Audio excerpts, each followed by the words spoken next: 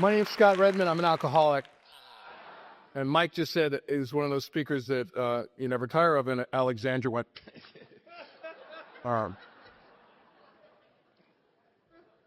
I'd like to, I can't thank the committee enough, and Bill and the people who put this thing together, for putting it together, for inviting me. This roundup changed my life 12 years ago, the first time that I participated in it. I got to meet my friend Cliff, who's become a big part of my life, and there were friendships and relationships started that weekend that have become key parts of my life and my sobriety. And participating in this roundup is a big deal for me. It's great to be here. Can I see hands of people in their first year, please? Wow.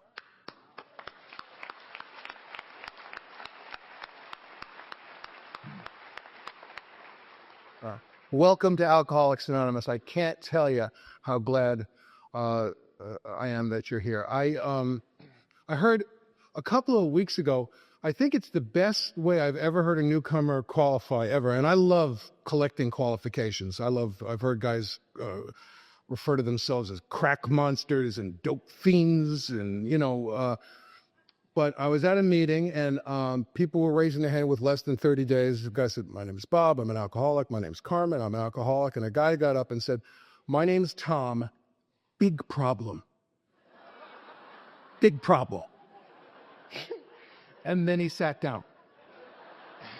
And I could have gone home right there because I believed him. This friend of mine has been sober a long time. I met him at my first home group, described his behavior as an alcoholic. He said, most people live, they say, most people say ready, aim, fire. Ready, aim, fire. And he said his entire life he went, ready, fire, aim. And I completely get ready, fire, aim. It doesn't really matter when I aim, after that. If you know, I'd like to welcome you to Alcoholics Anonymous. If you're a drug addict, I'd like to welcome you to AA. If you're a dope fiend, which is somehow worse than any of us, I'd like to welcome you to AA. If you're part of that new, very exotic group that Cliff and I actually were introduced to him the same night at the Old Town Speakers meeting. It was the first time we ever heard anybody identify as a tweaker. I'd like to welcome you. You guys, there you go.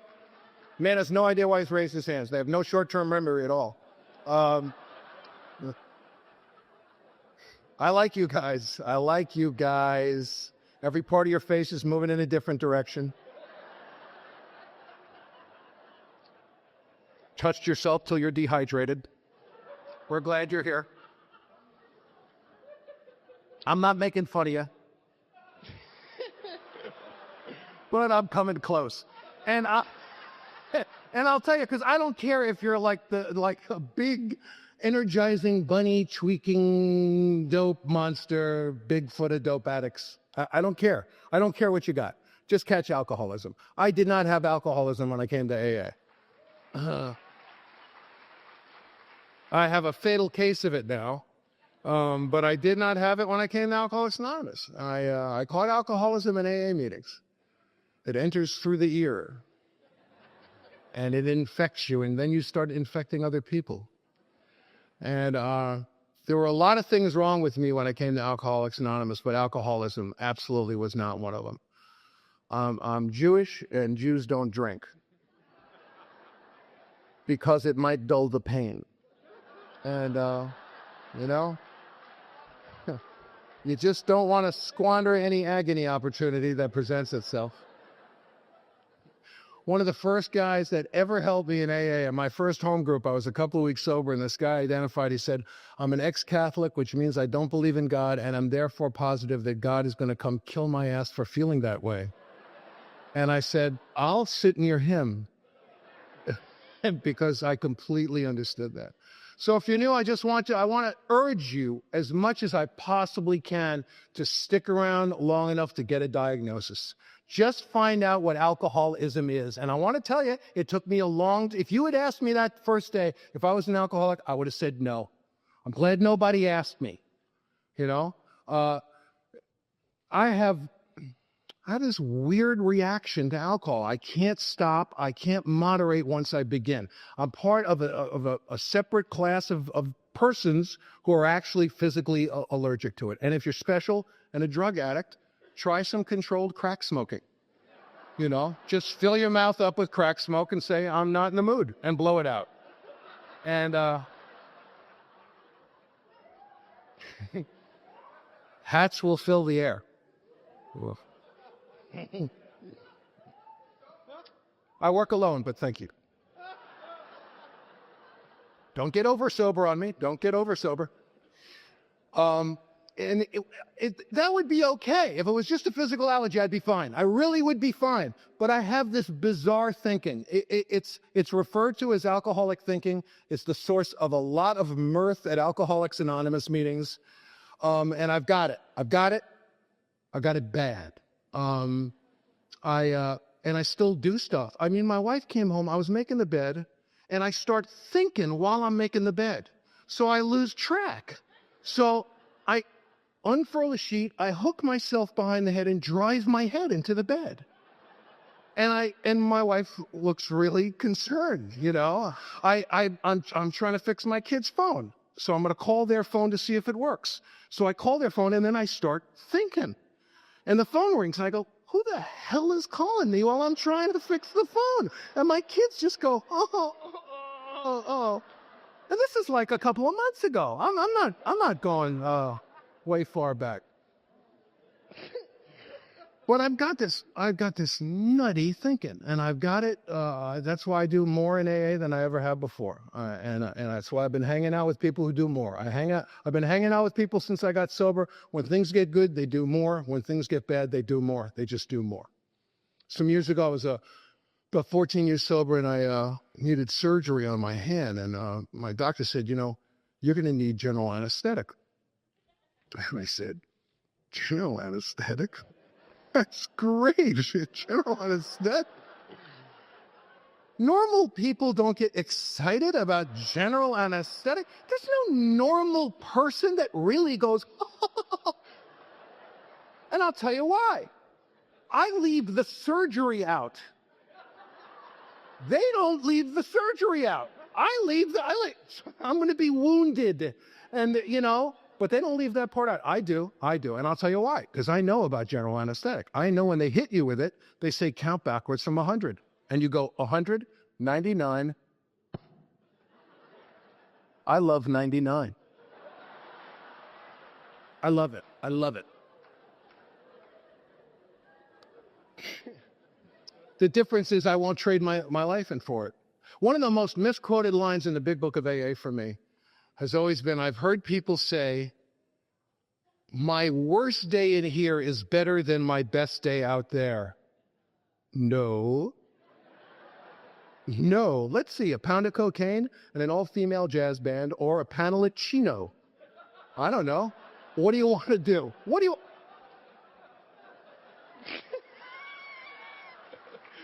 gotta be nuts. I had a great time. I love drinking. What the guy says at the end of chapter 3 basically is I wouldn't trade my worst day in here for my best day out there, because I won't trade this way of life. I won't live like a sap anymore. I won't take a nickel today when I could have a quarter tomorrow. And I understand that. A couple of years after this thing with my hand, I was seeing a different doctor, and he said, you know, that surgery that you needed on that hand, you need it on your other hand. And I said, guess we'll be having some of that general anesthetic, huh? And the guy looked at me like I was nuts. He said, you don't need general anesthetic with this. And my first thought was, no, I need another goddamn doctor is what I need. Now. I just want to tell this story because I got a couple of people nodding out on me, which is fine. It's fine. I'd prefer it if you had just shot dilutant and there was some excuse, but if you're bored, and you could get bored, it's going to be a little bit to go this evening. I want to tell you my favorite story about being bored in AA, because I just haven't told for a while. I love this story. I had a friend named Jeff D who was at my old home group, and he was brand new, and he was shifting around in his seat, and his sponsor said, what's the matter? And Jeff said, I'm bored. And the sponsor said, well, you know why you're bored. And Jeff said, no. The sponsor said, you're bored because you're boring. That's why you're bored. And it was like an acid moment for him. He just went, wow, dude. It flipped him out, and he thought, what a great thing to say to a newcomer, He could hardly wait till a newcomer told him that they were bored. 13 years later, no newcomer has told him that they're bored. He's at a meeting at the North Hollywood Group, and he's with this young lady who's new, and she's shifting around in her seat. And he said, what's the matter? She said, I'm bored. And he said, boy, you know why you're bored? She said, yeah, because I'm with you. Oh.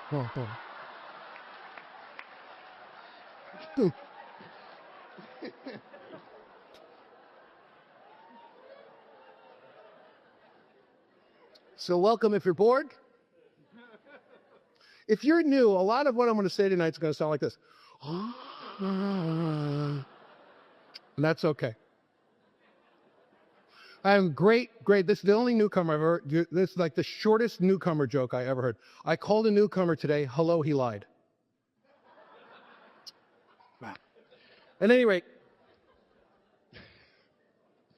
I've got this weird thinking that keeps talking me into taking a drink I can't stop taking. And I developed this spiritual tapeworm, this cancer of the soul that ate me up inside and left me hollow and insane and alone.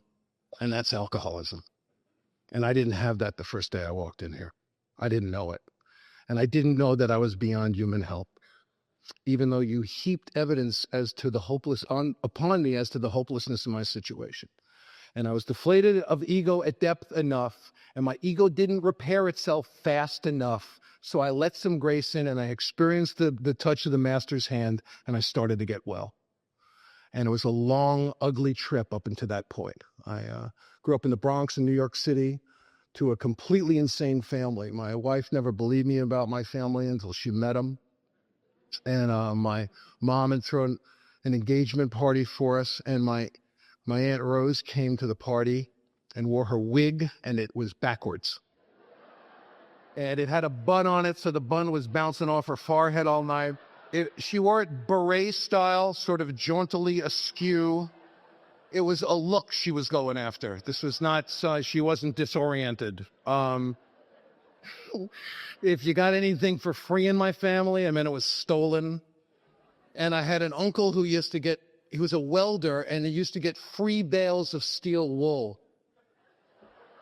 Like, here's your paycheck and your complimentary bale of steel wool. And his wife took a decorating course and made throw pillows for the whole house and filled them with the free steel wool.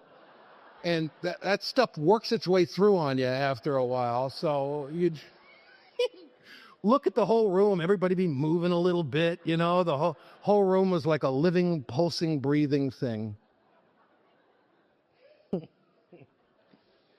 And there was mental and physical abuse and chronic institutionalization and suicide attempts.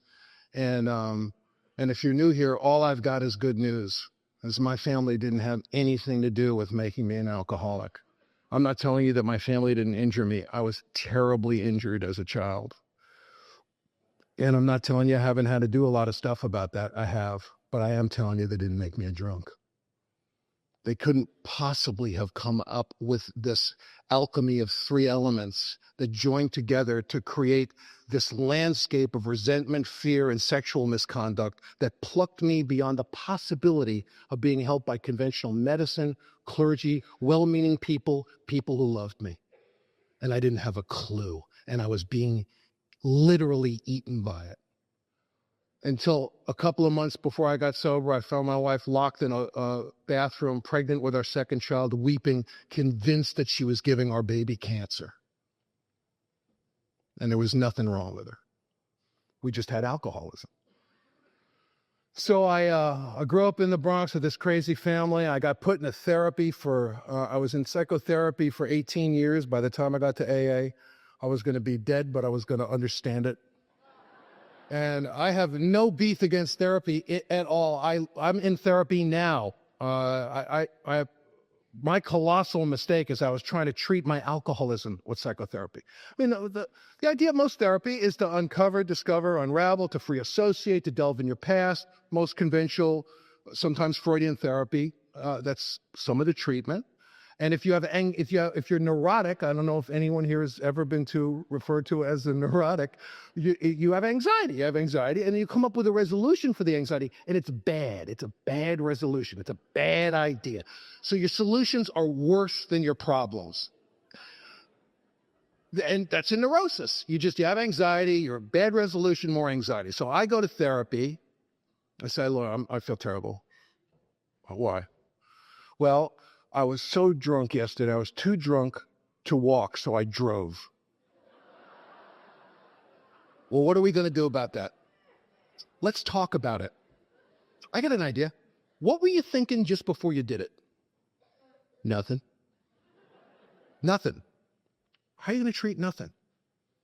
I feel terrible. Why? Well, yesterday I sharpened a hypodermic needle on the back of a matchbook striker and sucked some heroin up through a fluffed up cigarette filter, and then I injected it. I just feel terrible. Shoot. What were you thinking just before you did it? Nothing. Nothing.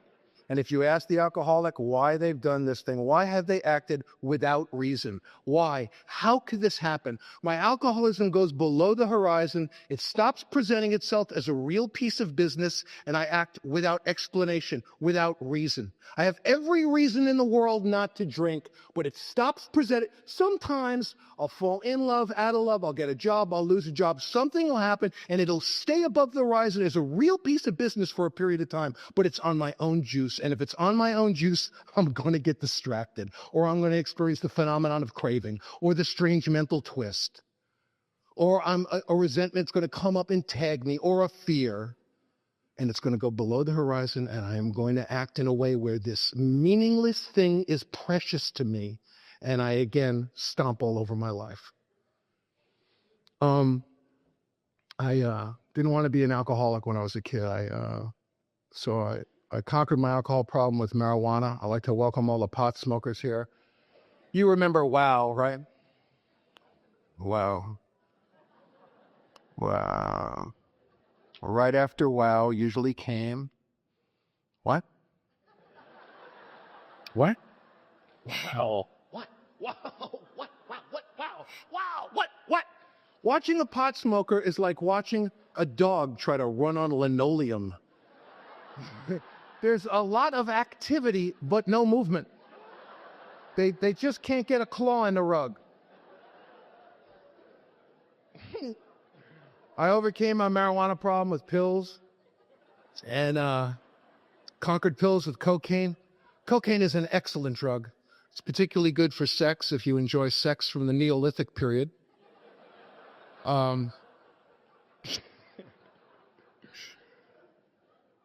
Welcome if you're new. I'm glad you're here. We have a sexual inventory. That'll be exciting.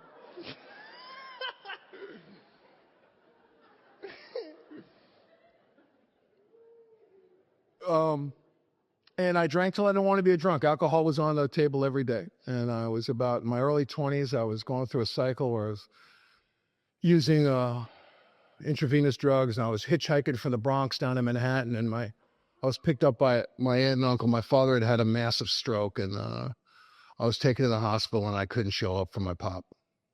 I couldn't do it. The curtain was down.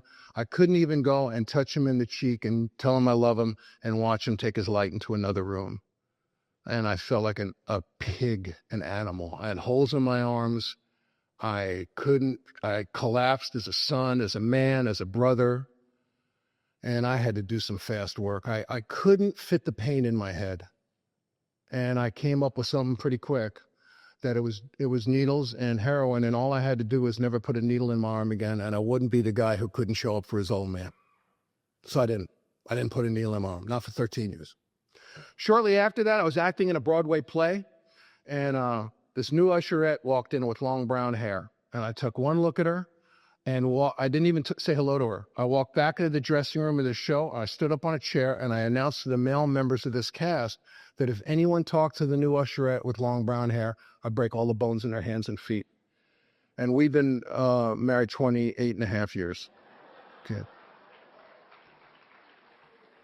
In part because we've never wanted to get divorced at the same time. I think it's a little My wife will be the first to admit that. One of the most troublesome and annoying and debilitating defects of character for me, in sobriety and out of sobriety, has been the defect of mind reading. I think that I know what people are thinking, and they're never thinking anything good, by the way. I never read a mind and go, and the guy's going, hey, you're pimpy. I like you. You're cool.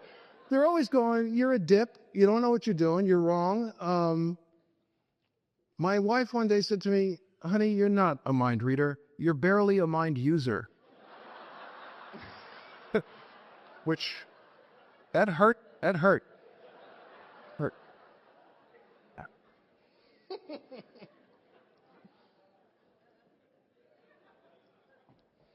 And we had a great time. We had a great time. I was acting on Broadway. We moved in with each other about a minute and a half later, you know. And look, if you're new, you really are you're gonna hear some wacky stuff about alcoholism now that you're here. Some of it might sound true, and some of it might mean something to you, and some of it might not. The stuff that's been annoying to me over the years, I have yet to find in the big book of AA.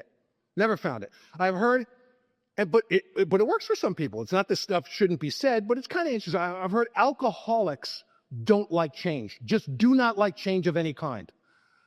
I don't like change I don't like. But I love change that I like. I seem to have an endless amount of patience for it. I've never heard anyone get to a podium and say, oh, I hit the lottery, I'm having sex with identical twins, it's killing me. I can't take these changes.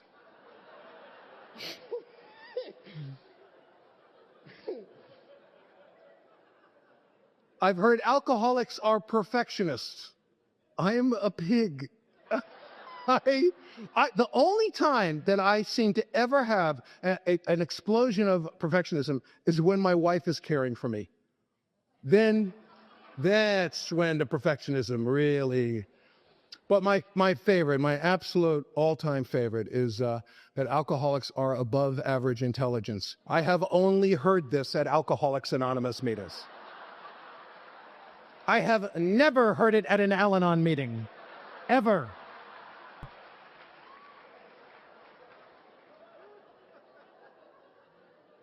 Oh, you are whips. It's hard for me to be above average intelligence after I've hooked myself behind the head and driven my head into a bed.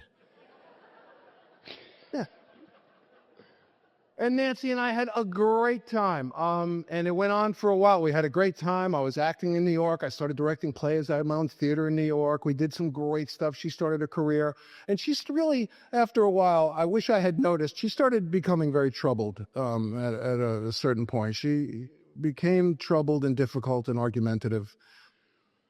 I didn't know how bad she was getting. And I came home one day, we had these 32-ounce iced tea tumblers in the house, and I popped the cork on a bottle of wine and emptied the entire bottle of wine into this glass. Now, I'm going to make a Cliff Roche face now. It's the pre-Al-Anon rat face. This one. He does it better than me. He looks like a trained attack Muppet sometimes. Because I said, what? She said, what are you doing? And I looked at her and I said, I'm having a glass of wine. Can a man have a glass of wine in his own house? We became so sick that a guy lent us his car and we sold his car. I just never tire of saying that. I'm as stunned today as I was the first time I realized I had done it, which was... Guy lent us his car. We didn't have rent money. No, really.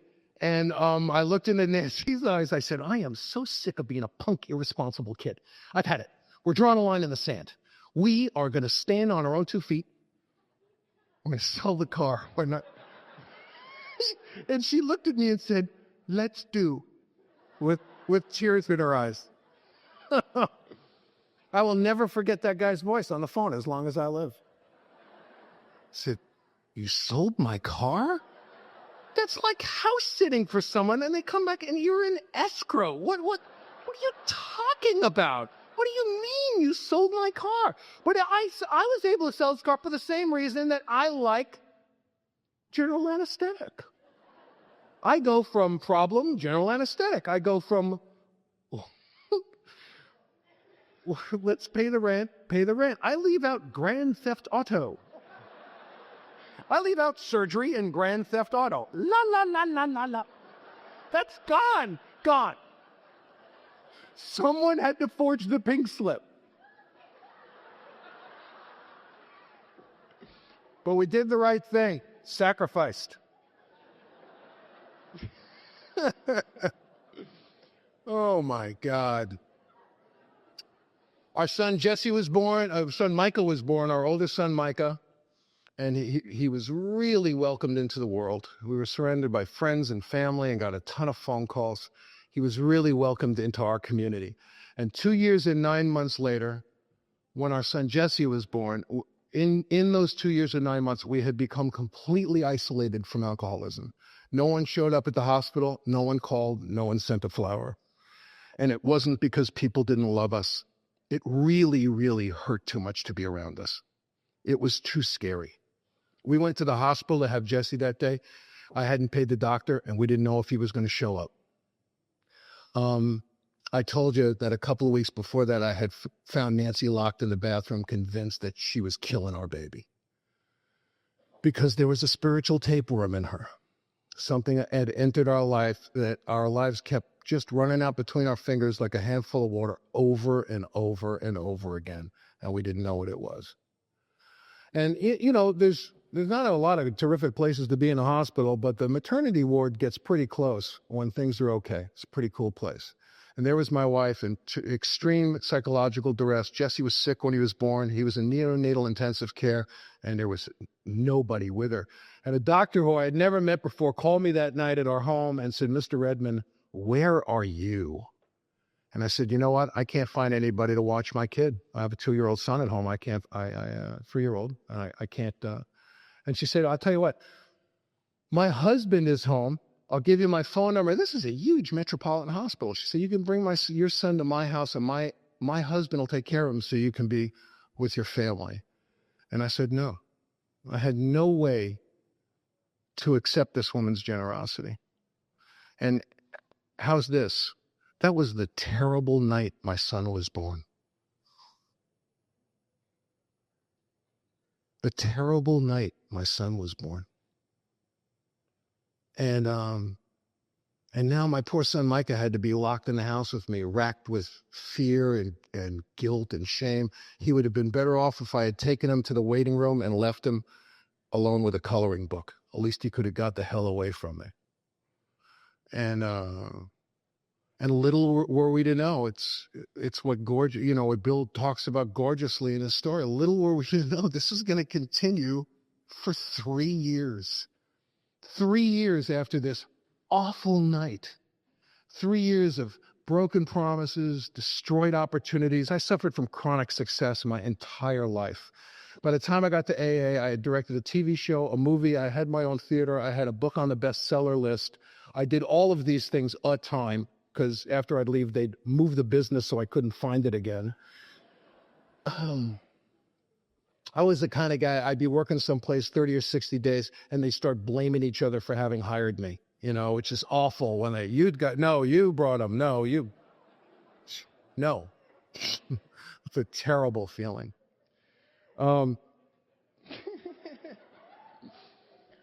And we try to make a go of it. We try to move through the alcoholic landscape of our lives, and our children just suffered miserably as a result of this disease. When Micah was about 4 years old, our family was at McDonald's, and Micah walked over to a family we didn't know and he had never met before. He walked up to this family and he said to this family, "My father's an alcoholic and my mother has cancer." And Nancy walked up to the horrified, walked to the table, kind of took Mike away and looked at this family and said, "My husband is not an alcoholic."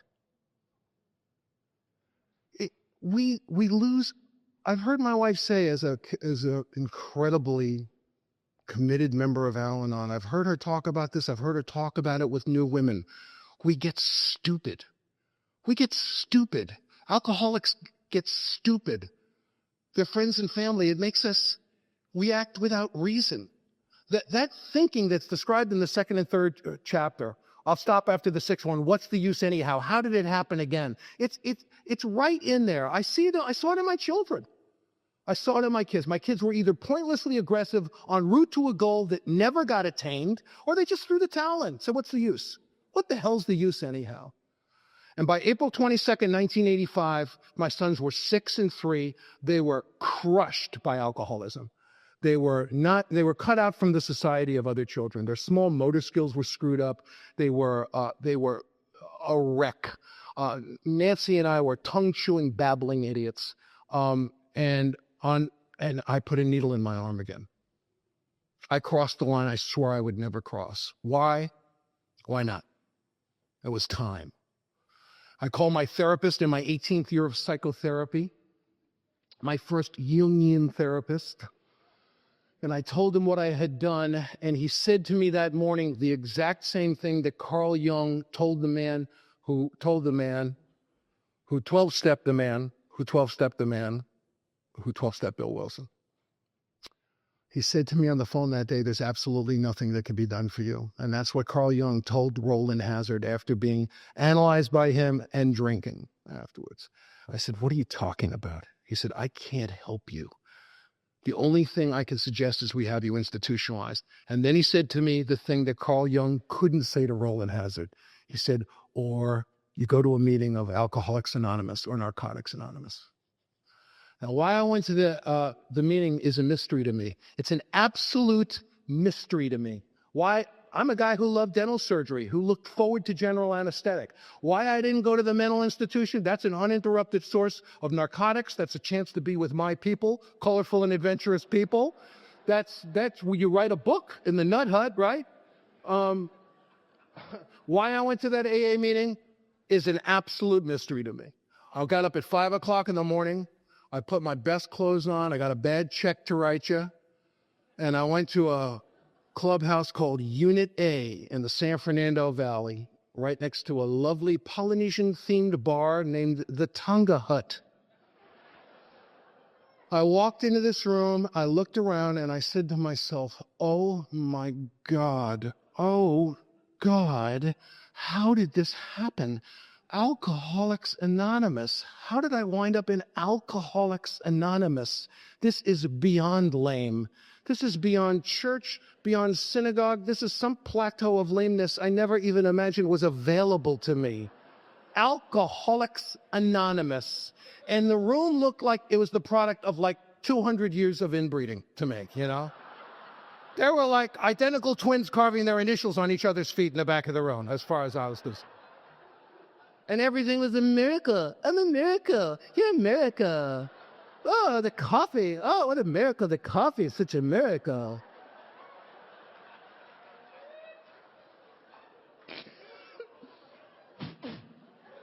Cliff, I'll leave this up for you for later on. Then the unsolicited AA information guy, he saw me after the meeting. You know him. He's got a belt buckle large enough to serve an entire fish on. Do I want what you've got? No. No, but thanks for spitting on me. I appreciate it. See you next week. Do we hook a rug next week? What happens? The arts and crafts are going to start next week. I'm waiting for the Jew hunt to start. I know that's going to break out any minute, right? Come on, Jaime, strap these antlers on. Come on, it'll be fun. We'll knock his beanie off. When he bends down to pick it up, we'll push him over. It'll be fun. Come on. Everybody's going. Always wanted to run a big buck Jew.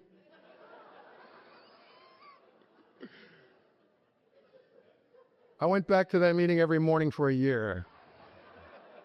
And one of my dear friends who I met that first day is in the crowd tonight, who I just adore.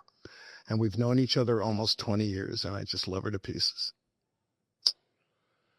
And the only reason that I think I went back to this room is I was out of plans. If you're new here, I pray for you that you are out of plans. If you're new here and you have a plan, it's probably a beaut. Don't use your plan. Grab one of us after the meeting and tell us your plan. We want to know the plan. My favorite newcomer plan over the years, the most utilized newcomer plan, has been the one more dope deal to set myself up financially for sobriety plan. It becomes more popular the closer you get to Lemon Grove. Right down there.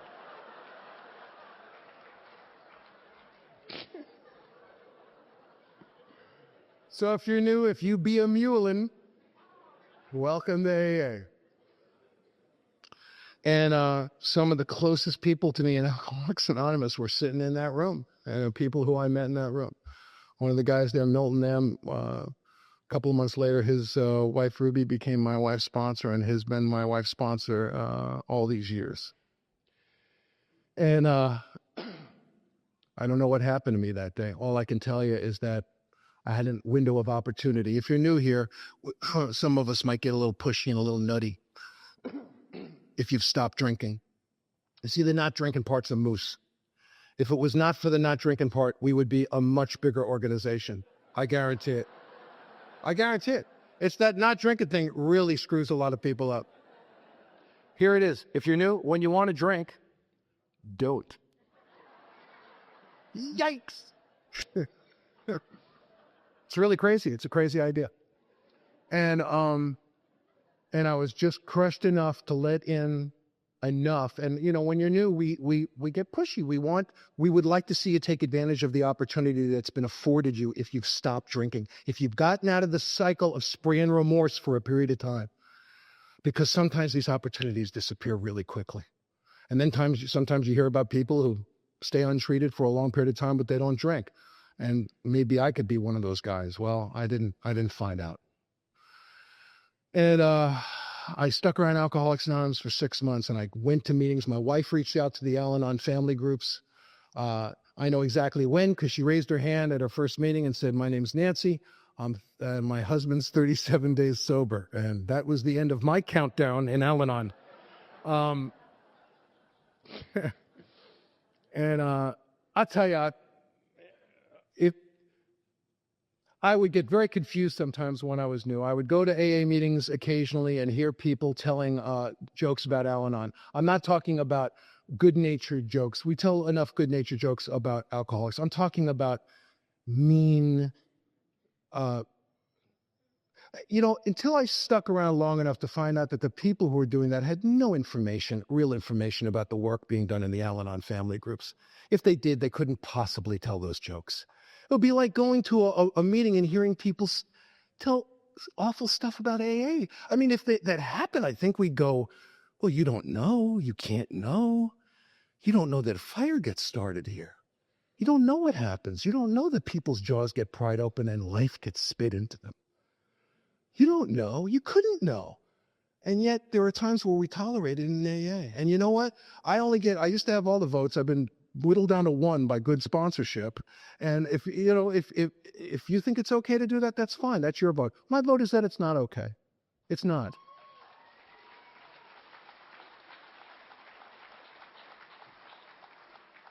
Because there might be a newcomer like me out there who's sitting there going, "What are you doing? What is that?" I was incredibly proud of my wife and happy that she was interested in doing this thing. So, God bless Al-Anon. I don't need my wife to go to Al-Anon, but I sure appreciate it. And when she's doing well, I'm doing better. I'm not doing, my wellness is not contingent on her, but it's fun. In my wife's Al-Anon family, I'm sure a lot of other people use this, but her sponsor always stressed it, that when things would start moving a little fast, I don't know, in our family, driving's not good. It's not good. My wife has a set of imaginary driving controls on her side of the car. I'm going to get her a Fisher Price thing eventually. And there's an imaginary brake that she pushes down on, and a lot of body English, a lot of movement, a lot of activity. And I seem to get psychotic when she does this. And you know, when things start moving quick, ready, fire, aim. You know, things are so they're starting to cook. It's like trying to grab soap, you know? And and she was encouraged to say, you know, sweetheart, you could be right. Could be right. And one day things are moving really quick, really fast. And I've grown accustomed to hearing this wonderful thing. Honey, you could be right. It's not much, but it's all I got, you know? And she goes, you know, sweetie, you could be right. But not today. It's not your day. Not going to happen today. I'll let you know it's your day. Not today, big guy. It's not going to happen. And at 6 months of sobriety, I asked the guy to sponsor me because I knew I was going to drink. I knew it. I had seen it hundreds of times. I consider myself lucky to have stayed sober 6 months before I got involved in the work in the Big Book of AA.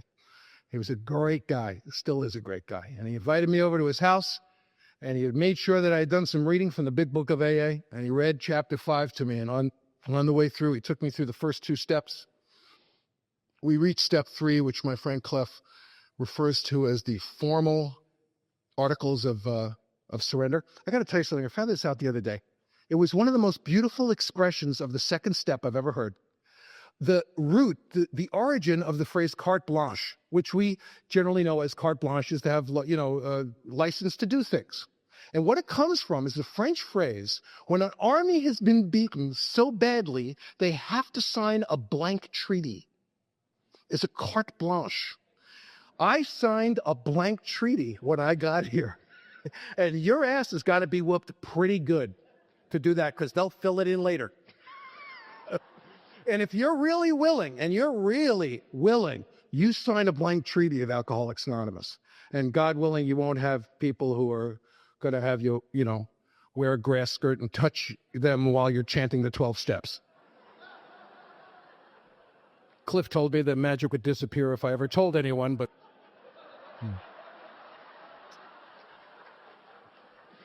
It's so much fun to have the microphone when he has no microphone. I have to...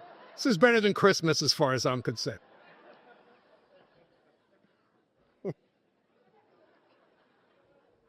And then we reached step 3, and we got on our knees and said a prayer together, which I felt was unnecessary and embarrassing, but I did it anyway. And he gave me instructions on how to do a 4th step from the Big Book of AA. I came back to Don, and I read it to him at 9 months of sobriety. And I had an incredible day with him. My life changed that day that I read that 5th step to him. And I did step 6 and 7 for the first time, which had become my fulcrum of my relationship with my higher power. And I wrote up my 8-step list. I try to share this anytime I talk, because it's simply the best reading of step 8 I've ever heard. And I heard it. I was a couple of weeks sober at my old home group. And there was a guy there who had never read chapter 5 before. His name was Nino. He had a heavy New York accent, and he was there with a hospital group. He had hospital plastic, and he had never read the Big Book. And he read it for the first time in front of this group, and he got up to step 8, and he read, made a list of all those we had harmed and became willing to make amends to them all. Jesus Christ.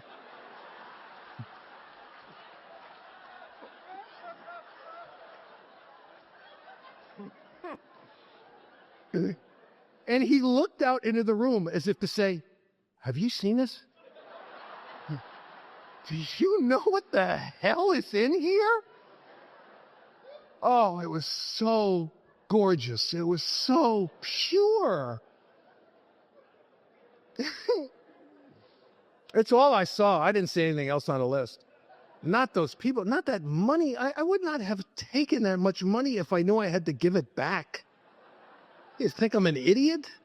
I'm above average intelligence. Darn, darn, darn, darn, darn. And if you're new, don't worry about it. It's 8 steps from where you are anyway, for God's sake. And 8 is not the annoying one. It's 9.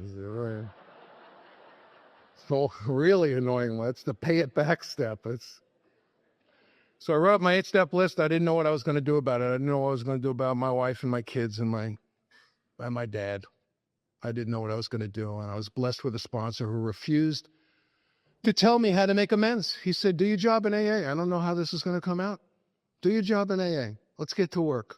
And I was hanging out with a bunch of guys who they did it. They just did it. They were on the board of our home group and trustees, and they had panels to Warm Springs and Tehachapi, and they answered phones at central office, and this buddy of mine was answering phones at central office, and this woman called and said, what's the waiting list like now?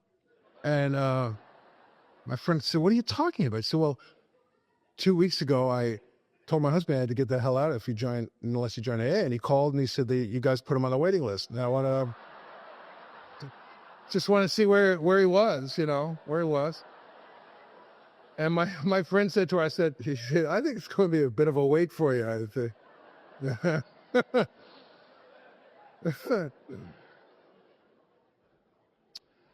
So I started doing my job in Alcoholics Anonymous. I addressed my inventory as my spiritual task, and I had to start doing a lot of embarrassing, unpleasant things.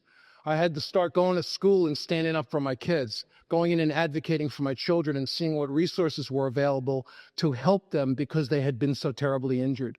And a lot of teachers were very angry at my children because they were perceived as kids with a lot of potential who weren't using it as if they had a choice of whether or not to use it. What a crazy idea that is. And one teacher said to me, sometimes I just want to grab him and shake him. And I said to her, you know what? He's already been all shook. It's not what we need now. I said, and this was really hard. I said, my children are ill because I've been very sick and we're making a beginning. Can you help us? And not once did anyone say no. Part of that was my wife and I were getting spiritually, we were growing, and we stopped going to drowning people and asking for swimming lessons. And when they'd say glub, glub, glub, we'd get pissed off, And the boys got tested, and they got all sorts of special ed. And one teacher said, well, get them into music, the small motor skills, or let's see if the big motor stuff will help them. And Jesse wanted to play drums, and I didn't have any dough. But I'll tell you what I did. I went and I bought him a drum pad, which is a piece of wood. It's a $15 thing. It's a piece of wood with a piece of rubber and a couple of sticks. And I went back to my home group and I told the guys, I'll tell you why I told them, because they wanted to know, because they were interested, because they were really excited about our family. I wasn't bragging. They wanted to know this stuff. And within a couple of months, the AA drum set showed up at our house. There were a lot of burnout drummers in my group at that time. Guys are showing up with these Megadeth drums, dude. And Jesse sat behind a drum set. You could barely see him. I mean, he would disappear. And a couple of years ago, my kids played the House of Blues on the Sunset Strip, and they burnt the dump down. Burn it down.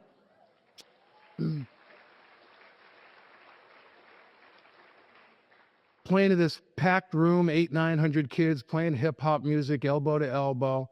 These two gorgeous, poised boys, And there's a group of weeping middle-aged alcoholics over to the side, Kids are going, what is with the crying old people, man? What's that all about?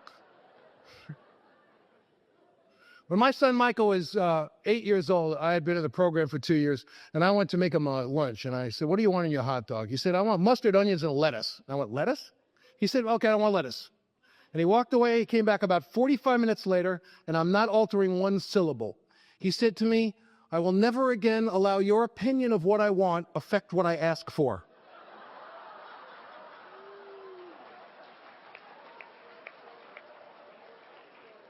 So I asked him to sponsor me with that point. What's that? What is that? A couple of years after this, I've been in the program about 4 years. Jesse got into a schoolyard accident, broke his wrist in a growth plane, which if you know about kids, that's cartilage that's going to turn to bone. It can't be messed with when it's set. But he's a younger brother, and he's come home with a cast, with a weapon. And now he's got a level playing field, and he wants to get as much mileage out of this thing as he possibly can.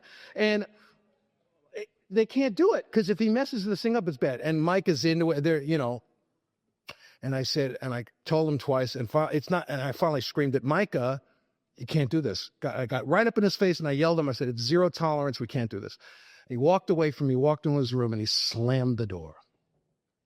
Slammed the door. I got the dad tick going on. Slam the door. So I go to his room, and I open the door, and before I can unload on him, he looks at me, and he says, I didn't say you were wrong out there. You were right. But a big guy just got in my face and screamed and yelled. I didn't tell you you were wrong. Don't tell me I can't be mad.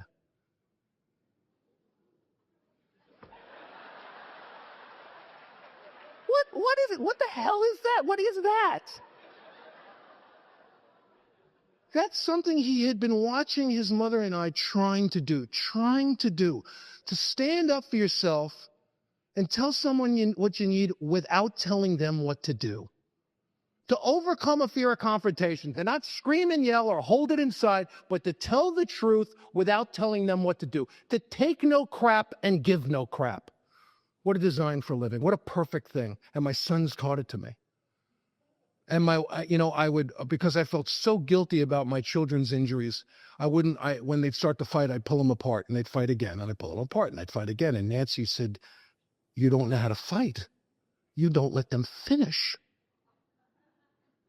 So I started sitting on my hands and they learned how to finish, something I don't know how to do. I don't know how to fight. I either scream until you shut up or I cry until you shut up. I also like to loom. I'm a loomer. I'm big. I like to get a light behind me so you're in a shadow when I'm looming. It's like total eclipse of the Jew if I get you right in there, right? And if I can get like a scream, a cry, and a loom in one fight, that's a hat trick. That's the Scott Redmond couples retreat. You just had it right there. I don't know how to fight. Don't know how to be in a marriage. Don't know how to clean. Don't know how to live like a grown man. Don't know how to feel like a grown man. I don't know grown men make a bed. I think somewhere in the back of my twisted mind that a certain amount of housework should equal a certain amount of sex. That there should be conversion tables on the back of cleaning products of housework to sex. And I know there's someone out here tonight going, marketing. I smell it, see. One more dope deal to set myself up financially for sobriety. Conversion tip.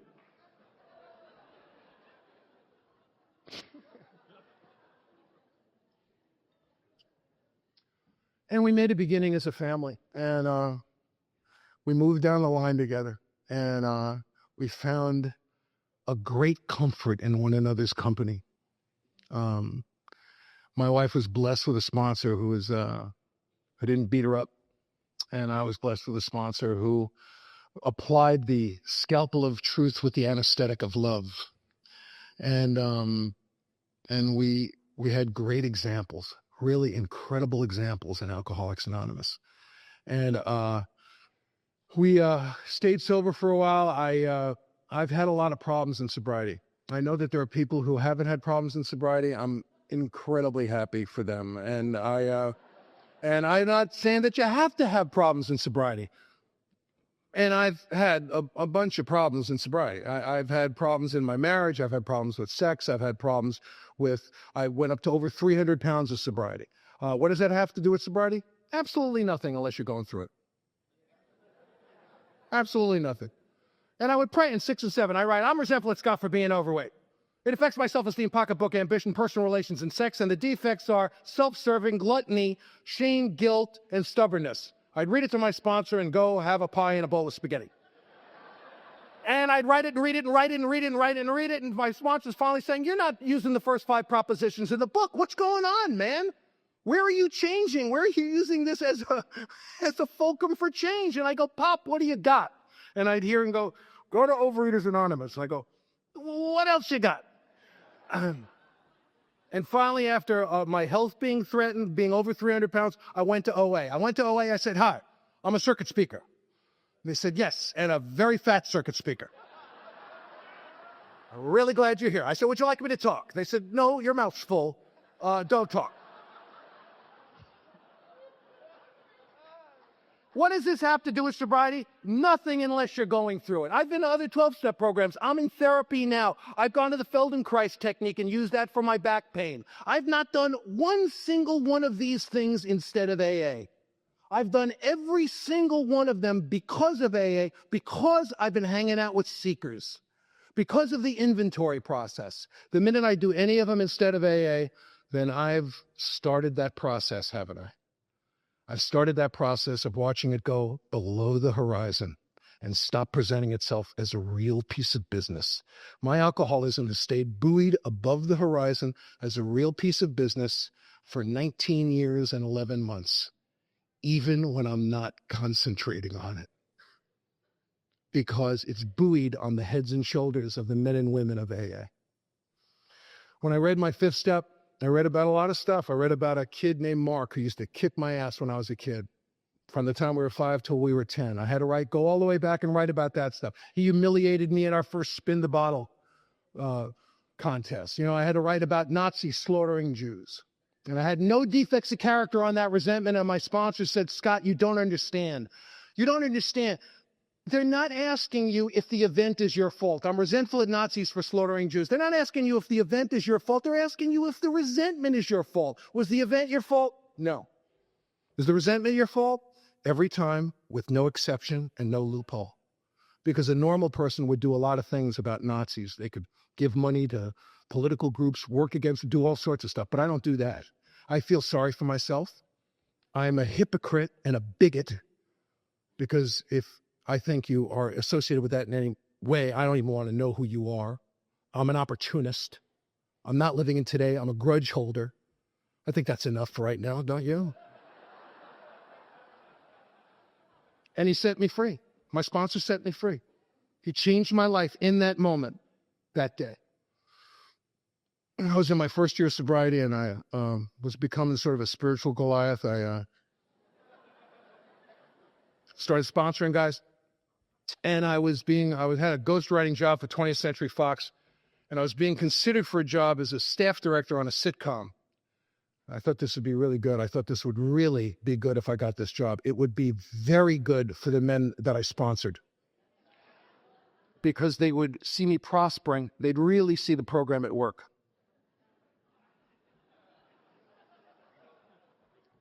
So I directed one episode. I went to a picnic they were having before they made the decision about who the staff director was going to be. And I went to this picnic bringing nothing. I went there to get a job. I was bringing nothing. And I walked over to the executive producer, and he had a beer. He said, well, have one of these. And I said, sure. And I went over to a cooler. I picked up a beer. I guess the wind hit me. I don't know. It's a mystery to me. And I said, you're a dead man. And I put the beer down. I called my sponsor. And I did the work. I was humiliated that I almost drank.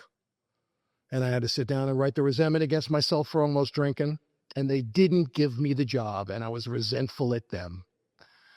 And what my sponsor said to me that day after I read the inventory, he said, Scott, when you do 6 and 7 today, when you draw close to him and he reveals himself to you, when you humbly ask him to remove these defects, and humbly isn't, take him if you can, big guy. Humbly isn't, take him, you rotten. Humbly is, Pop, I have made an identity of these things. I am so attached to them. They are precious to me. And my problems go below the horizon. I keep repeating, please help me. He said, when you do 6 and 7 today, you better ask your God what you're going to have to do to stay sober. You have the show business God, apparently. I said, what? He said, well, what keeps you sober? I said, God. He said, God keeps you sober. You didn't get a show business job and you almost drank. So I guess you have the show business God, and he has abandoned you utterly. When I came into AA, I heard God getting people jobs, God getting people in relationships, God getting people parking spaces. I'm not going to talk about it. Years ago, my family got nailed in the Northridge earthquake. We got injured really badly. I got a bad physical injury. Our house got cracked up, and the kids, we were right in the epicenter. A guy died right near us. It was really bad.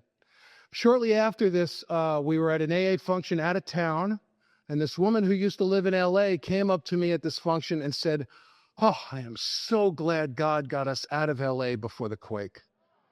And I said, "Oh, so he likes you. He likes you. But we're crap. But he likes you. Oh, that's great."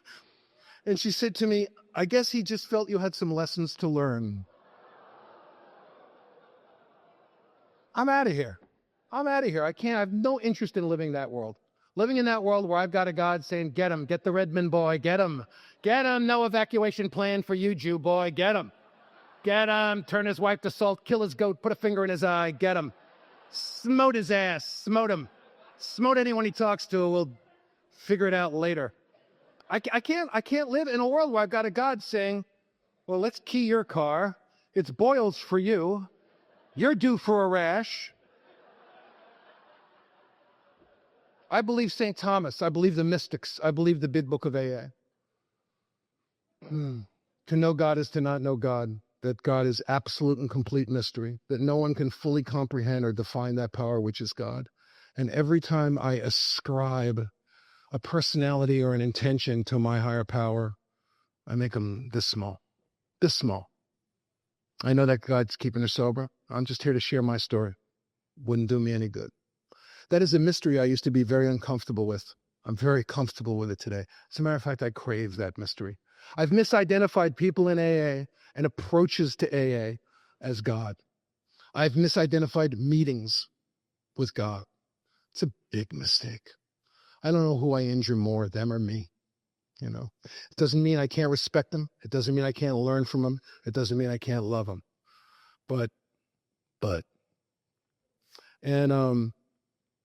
So when I did 6 and 7 that day, I said, "Pop, you got it. Take show business. I'm done. I'm done. You can have show business. I am willing to do anything for a living." Because you see, my God doesn't care what I do for a living as long as I do my job in AA.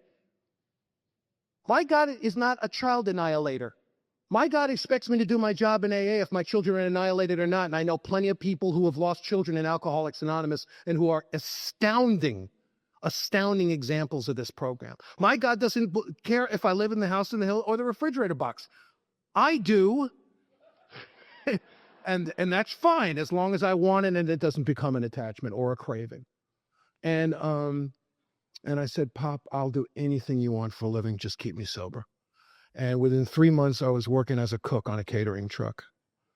And I looked up to God and I said, "I did not mean this.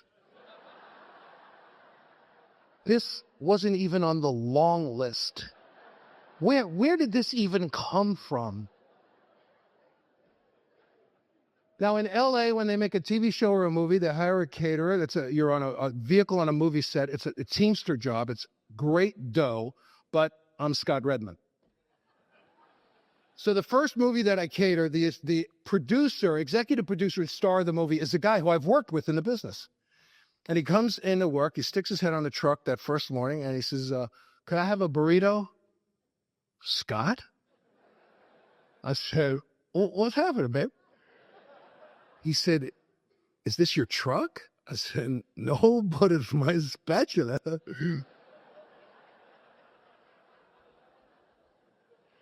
I went home and I called my sponsor. I said, "We're getting the gift now. And it's beautiful. We're really getting the gift. The gift of sobriety is such a beautiful thing." And he said, "Sounds like you've got a resentment." And I wrote 10 steps, man. I wrote them and wrote them. I'm resentful of Scott for working on a kitchen truck. I'm resentful. I wound up serving guys who I had directed in TV shows, actresses I directed the TV shows, assistant directors who I had been the director with, stage managers who had worked for me. I'd come back to the home group with a new tale of humiliation every week. And the guys would go, "Ah!" And you know what? My son Jesse asked me to teach him how to cook. Now, I didn't think we were going to get intimate that way. I thought we'd get intimate on Oscar buffing night.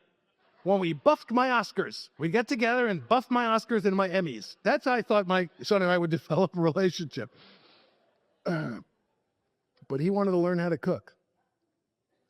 And I started showing up and giving them a dime for their nickel. And I became a really good cook. And I started helping some guys who felt they had fallen from a height when they came to AA. I had a friend named Paul who used to say this prayer because he felt that he had fallen from a height when he came in. He said, God, I'm willing to do anything for a living. Just keep me sober. But please don't let it be as bad as what you did to Scott. Please, just stop.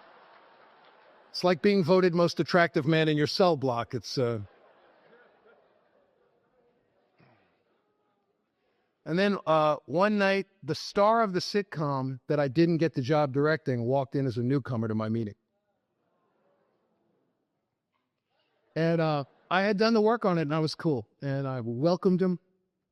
And I welcomed him and hung around with him. And he heard me talk a couple of times. And he said, will you show me the work in the big book? And I said, it'll be a pleasure.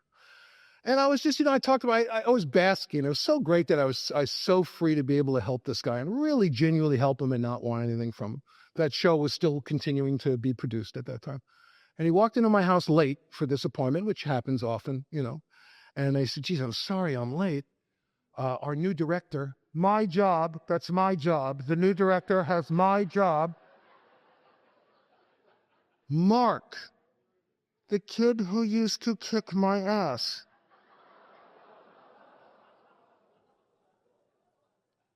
Get a hobby. Get a hobby.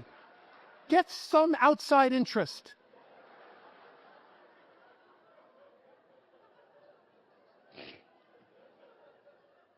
Wow. I waited years before I told the guy who came to help me, I waited years until he got sober and I pulled him aside one day and I said, dude, I got to tell you what happened the day you came. That was really interesting. And I continued to show up and be a good cook. And I cooked for about 3 years. And after about 3 years was over, I got a overture made to me by a big time company called Ketchum Public Relations for this big comedy writing job. And I felt at this point, I was really sponsoring a lot of guys by this time. I really felt, oh my God, this is going to be great for the guys I sponsor. I mean, great, because they'll have seen me suffer and now they'll see me prosper thusly. This is just going to be fantastic for them. So I did a videotape for these guys and I went cuckoo before I even found out. My brain blew up. I mean, you can't, when you're living that way and you're used to, and you have relative experience living spiritually okay a lot of the time, it just feels like your appendix is burst, and I did the inventory, I read it to my sponsor, and I was cool. And a couple of weeks later, I found out I did not have the job with Ketchum, and I was fine. And shortly after that, I got a call to cater some commercials up in the mountains above LA in Arrowhead. And I drove the truck up there and I grabbed the call sheet, which gives you all the information about the shoot. And I saw that the commercials were for Ketchum Public Relations. I'm feeding them now. Now I'm feeding them. And I looked down at the end of the truck. There's a guy videotaping me. I said, what are you doing? He said, oh, I'm taping the making of the commercial. He's taping my humiliation. He's going to send it back to New York, and the guys are going to go, man, is that Scott Redmond with the meatloaf? That's unbelievable. So I went back to my hotel. I called my sponsor, and I said, oh, we're getting the gift now. Oh, yeah. Oh, it's a miracle. It's just a miracle. Miracle. A miracle. It's a miracle.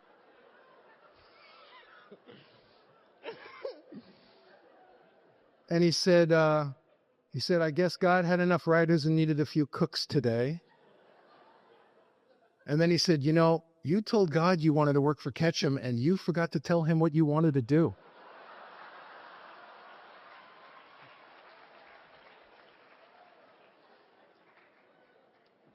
If you're new, I want to welcome you to AA. The good news is our problem mainly rests in our mind.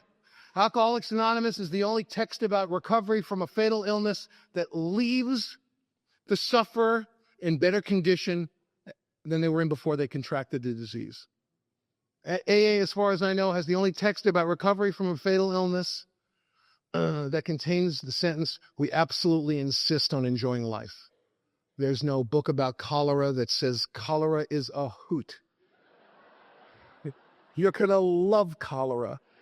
And you'll meet other people who just caught cholera.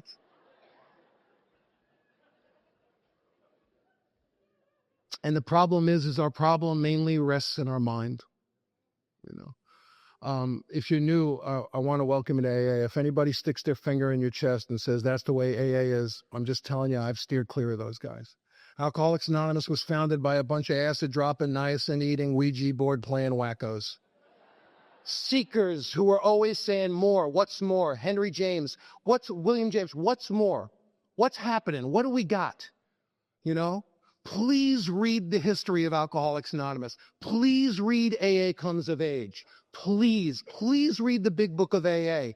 I swear to you, the meetings will stop being confusing. Because I read this material and I go to meetings and go, oh, he's talking about AA. He's not talking about AA. I don't know what he's talking about. But I judge no man because I'm too spiritually developed. If you're new here, I want to welcome you to Alcoholics Anonymous. I want to suggest that you take this thing as seriously as you possibly can and go out there and have the time of your life. Welcome to AA. Welcome home. Thanks so much for having me, Kim.